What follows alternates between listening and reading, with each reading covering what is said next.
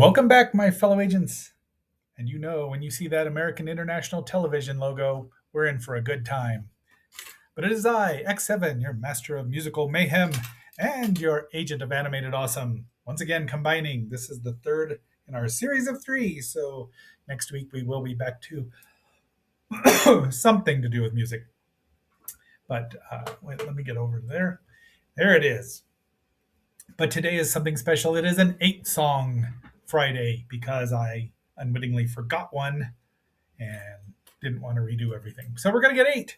It's not your tradition. It's the first time we've ever gone more than this. But you know what to do. Like, share, subscribe, leave me a comment. Always looking for one from you, Anthony. And if you're ready, let's get on with the show.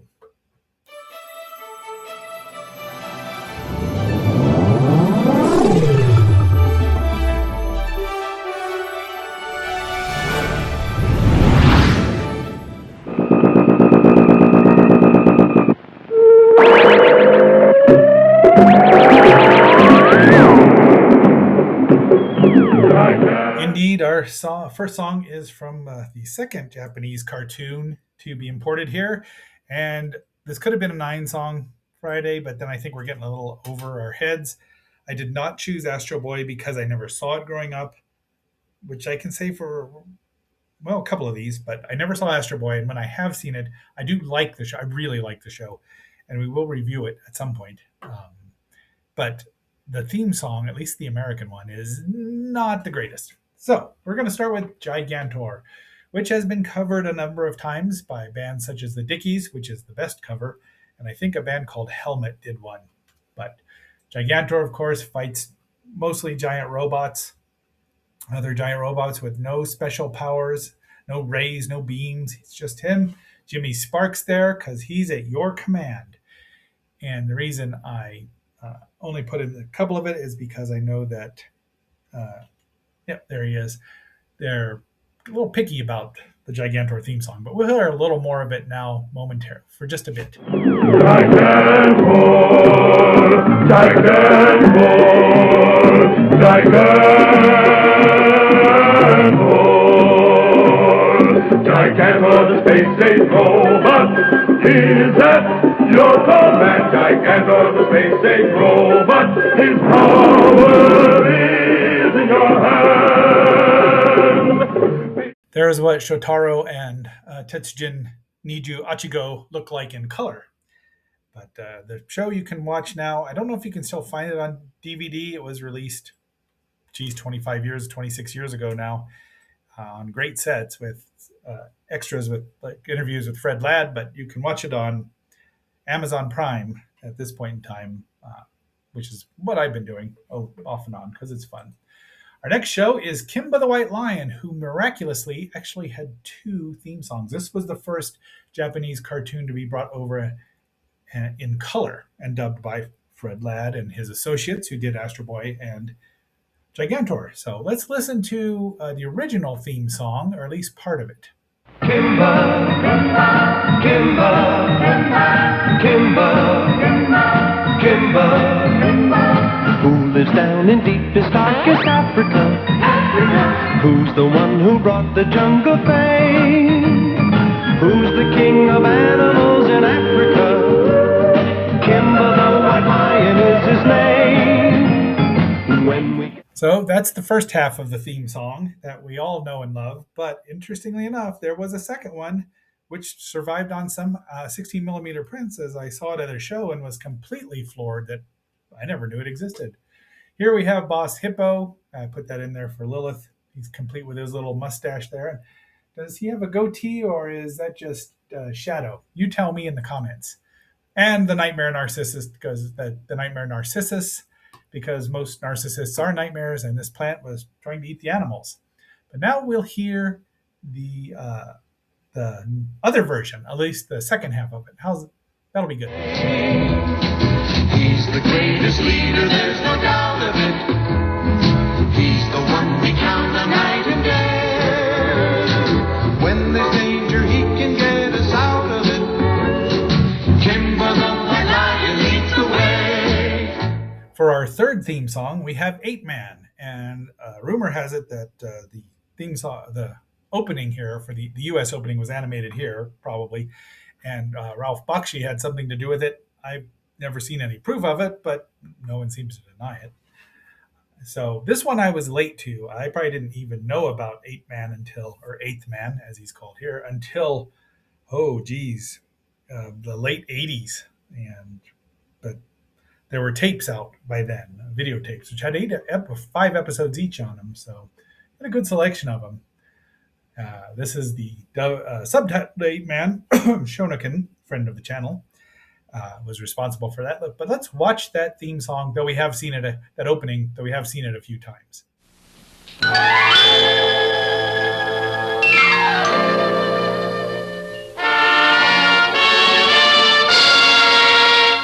There's a prehistoric monster who came from outer space, created by the Martians to destroy the human race. The FBI is helpless, it's 20 stories tall. What can we do, who can we call? Call Tobor, the Eighth Man. Call Tobor, the Eighth Man. Faster than a rocket, quicker than a jet. He's a mighty robot, he's the one to get. Call Tobor, the Eighth Man. Quick, call Tobor, the mightiest robot of them all.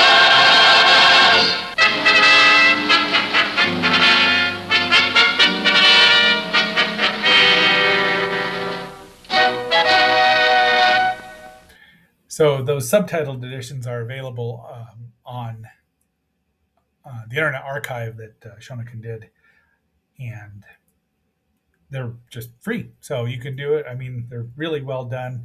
The U.S. cartoon version is, I think, in the public domain, but the Japanese one would definitely not be.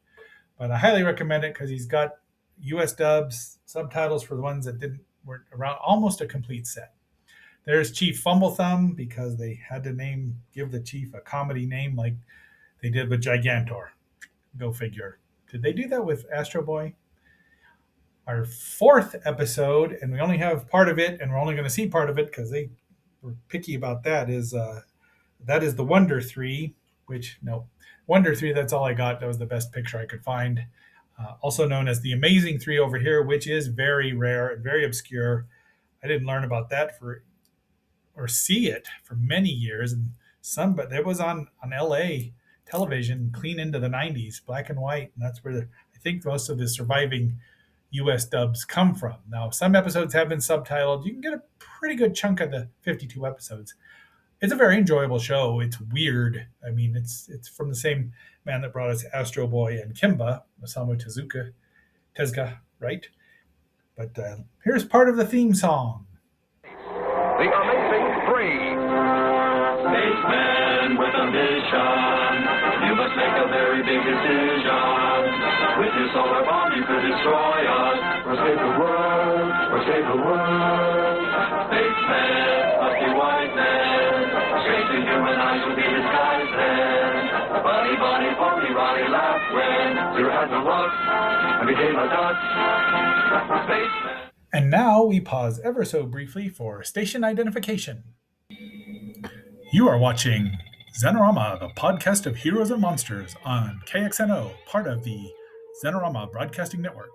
We now return you to our regularly scheduled program. In the future, out of nowhere, on the wings of time and spacemen, bit of science and adventure, make tomorrow's world a better.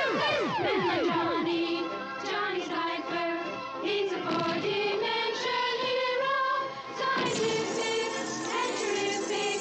Johnny Sniper in Dimension Zero. So Johnny Cypher in Dimension Zero is one I saw as a kid on the kiddie show Noel and Andy, which was on Channel 7 back in the day here in Fossil Bed.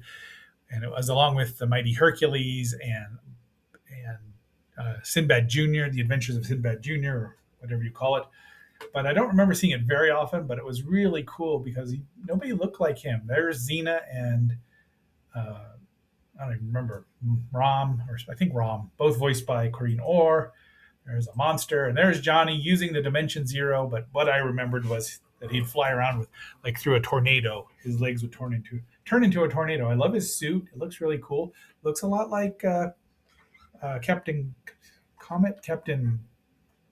I'm drawing a blank. A guy that or DC's first mutant superhero from the 50s.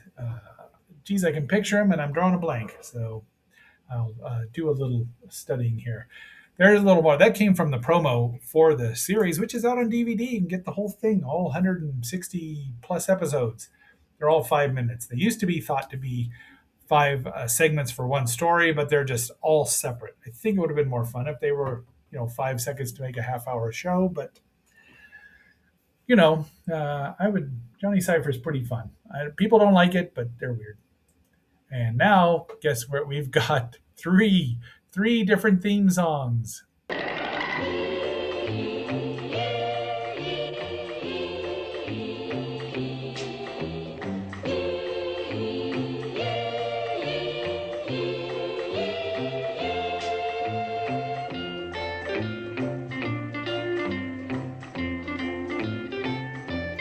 Yes, Marine Boy. That is what's commonly known to us Marine Boy fans as the Bubbles version of the theme song, because there's no lyrics. I think this was done for a placeholder for the first dozen or so episodes. Actually, you should keep a track when we review it, and we will, because we're coming up on its 60th anniversary, I believe.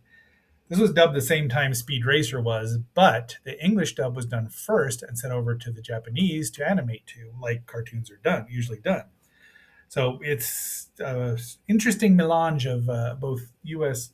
and Japanese, but it's one of my favorites. I mean, just look at this thing. Let's do another bit of the U.S. opening. Washing through the water on a friendly dolphin stack, racing to the rescue of victims of attack. In a flash, he'll boil the foam with a quick boomerang throw. Loyal friend of the sea to the end is a Marine Boy.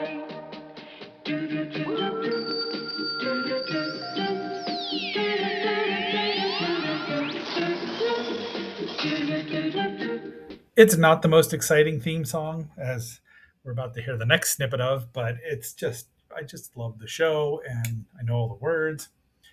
So this is the episode I saw twice in a row. I've regaled people with that story. Thank you, Channel 20. That's the green monster there, looking a bit like Gorgo. And then here's a picture of Splasher and Neptina. Splasher's name is Whitey in the original dub. I think Neptina is pretty close to that. But now we're going to hear just a tiny bit of the Japanese theme song, and it's the only Japanese one I'm going to play. But it's cool. It's really a great theme song. Wish they could have adapted that a little bit, but here we go.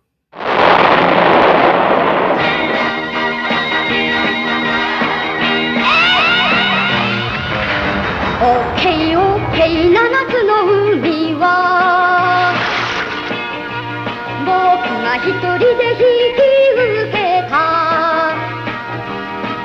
赤い筒にハイドロジェッ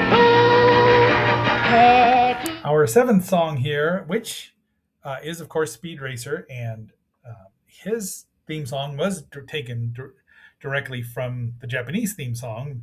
I think they sped it up a tiny bit, but it's only a minute. But Maha Go Go and Go Speed Racer Go are very similar in tone, and probably pretty much the dialogue. Although, yeah, because you still see that car go flying over in the credits and explode, probably killing that driver. But we've reviewed Speed, so you know how I feel about that. Let's listen to a little bit of this first Speed Racer. Well, the only Speed Racer theme song that matters. I mean, not the Japanese one does too, but I mean the new ones don't.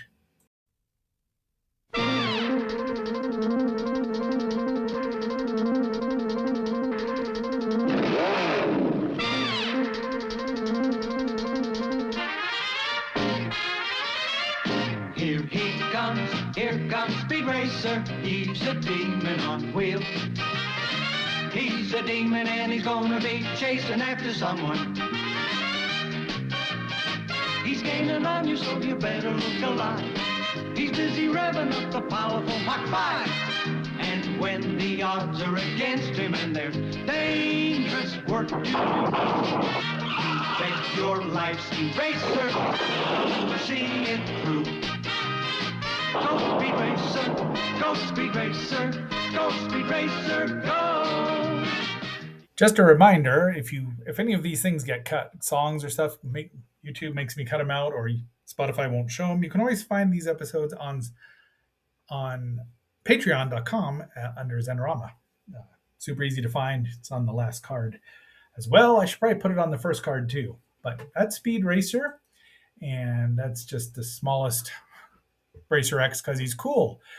And we're going to get to that 8th one, and I'll tell you about that we saw the beginning, sort of. Stop action both on and off the track with Speed Racer. Watch him weekdays at 3:30 on WSNS TV 44 Chicago. All right, our eighth and final cartoon theme song is the US version of the Prince Planet theme song. And this is the one I forgot. I probably would have not included Kimba, although I really like Kimba's theme song. I like them all. But there he is. No one can compare to the prince who wears the medallion on his chest. So let's just listen to a little bit of this theme song. Prince Planet. No one can compare to the prince who wears the medallion on his chest. Using all his might, changing wrong to right. Prince Planet, he's the best. Now it's no surprise that he fights bad guys and he makes the bad guys pay. Whether day or night, like a flash of light, Prince Planet's on his way. Here comes Prince Planet. Prince Planet. All the things. I always wanted to hear a band like the B-52s or some, up-tempo pop punk band cover that theme song because it's great.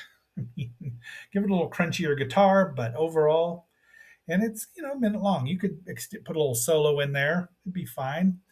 But I'll tell you what, when they say he makes the bad guys pay, that is Prince Planet destroying Warlock by blasting him in the back.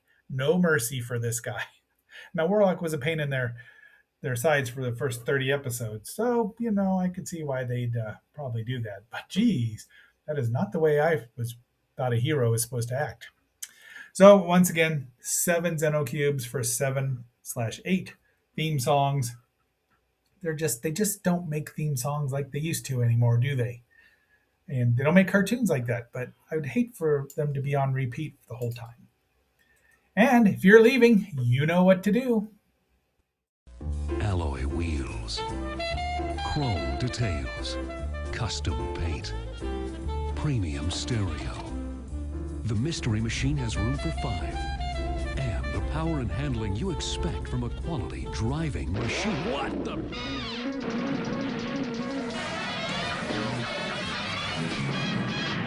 Oh!